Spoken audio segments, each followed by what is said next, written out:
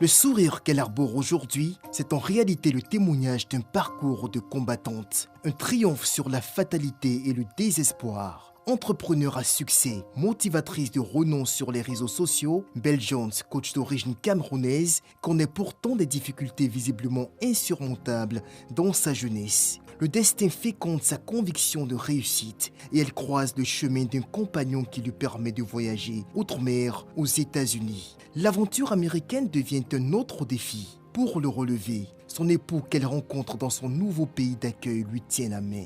Par son abnégation et sa résilience, elle se lance dans l'entrepreneuriat et dans le coaching. Ce mercredi, Belle Jones se dévoile sur le plateau de C'est Midi.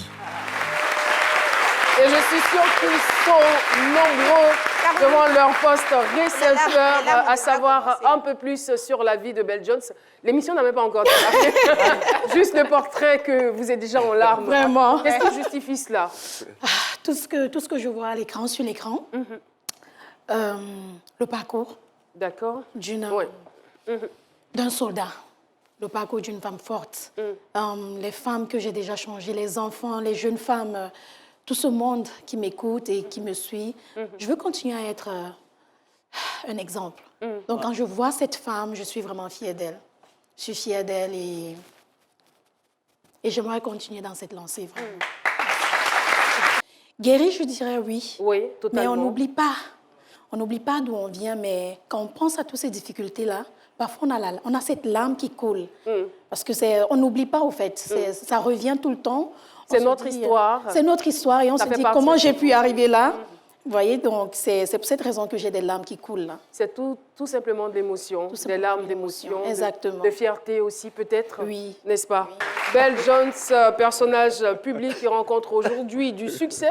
Alors, on aimerait savoir de quel milieu vous êtes issu et puis comment est-ce que vous vous êtes retrouvé à l'étranger? Comment est-ce que je me suis retrouvée à l'étranger? Grâce à mon copain à l'époque.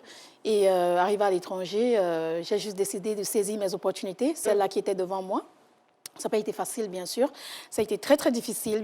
J'espère que j'aurai l'occasion de raconter cette histoire ici tout à l'heure. Donc, le milieu duquel vous êtes issu, c'est lequel? C'est un milieu très démuni. Très démuni. Je viens d'une famille très pauvre. J'ai vendu des beignets avec ma mère. Je n'ai pas fini mes études. Surtout du côté francophone. J'ai redoublé le CM2, le CE1. Et bien sûr, j'ai aussi... j'ai pas eu de chance, vous savez, quand j'étais jeune. Déjà, on n'avait pas de lumière chez nous. J'étudiais avec de la bougie ou encore une lampe. Et ma maman avait à me dire, il faut éteindre la lampe, hein, on doit économiser le pétrole pour demain. Mais à la fin de l'année, on s'attend aux résultats positifs. Et... Vous étiez dans un village? Non, nous étions à Bonamsadi, c'est un quartier à Douala. C'est un peu dominique quand même, hein. C'est un peu dans les marécages et tout. C'était pas dans un village. Et votre papa, il était où? Il était là, mais mes parents étaient déjà séparés. Donc j'étais juste avec ma mère.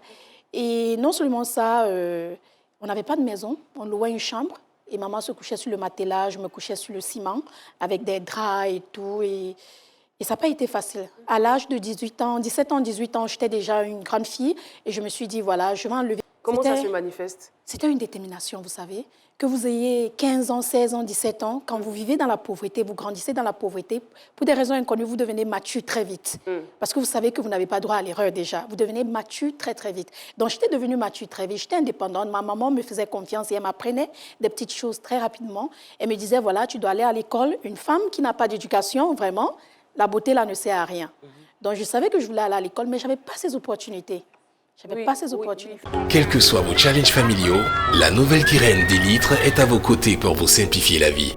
Avec son nouveau format plus économique à 1500 francs, découvrez la nouvelle Kyrène 10 litres, facile à utiliser, disponible dans tous les points de vente. Kyrène, soif de vivre. Vous vous basiez sur quoi?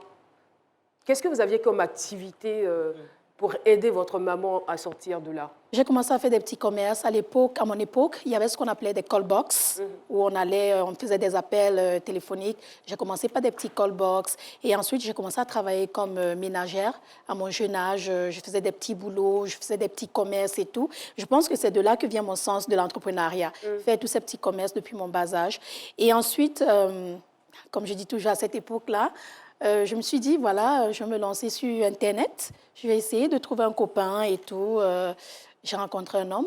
Sur Internet? Oui, sur Internet, dans un cybercafé. Alors, vous allez aux États-Unis. Qu'est-ce qui vous encourage à y rester? Qu'est-ce qui m'encourage de rester aux États-Unis? Quand je pense à la souffrance que j'ai vécue en Afrique ou chez moi, au Cameroun, quand je pensais à d'où je venais, je me suis dit, Belle, tu es la seule qui peut décider ton destin. Tu n'as pas choisi où naître, tu ne peux pas choisir où naître, tu ne peux pas choisir tes parents ni ton pays, mais tu choisis comment finir ta vie. Et là, cette force, c'est-à-dire cette force est entrée en moi et je me suis dit, OK, je dois me battre. Si je veux réussir, je dois me battre. Plusieurs fois, j'ai été découragée, j'ai voulu rentrer. Et j'ai appelé ma mère, je dis non, je veux rentrer, il fait froid dans ce pays, je ne veux pas rester. Elle me dit, tu as laissé un enfant ici, il faut rester là-bas, tu vas te battre, tu vas trouver un moyen. Ça n'a pas été facile, j'ai dormi dans la rue, les arrêts bus. Alors, qu'est-ce que vous êtes en train de nous dire? Le petit ami que vous avez trouvé sur Internet, lorsque vous arrivez aux États-Unis, ça va se gâter? Oui, quand je suis arrivée aux États-Unis, il n'est jamais venu. Il n'est jamais venu. Non. Il n'est jamais venu.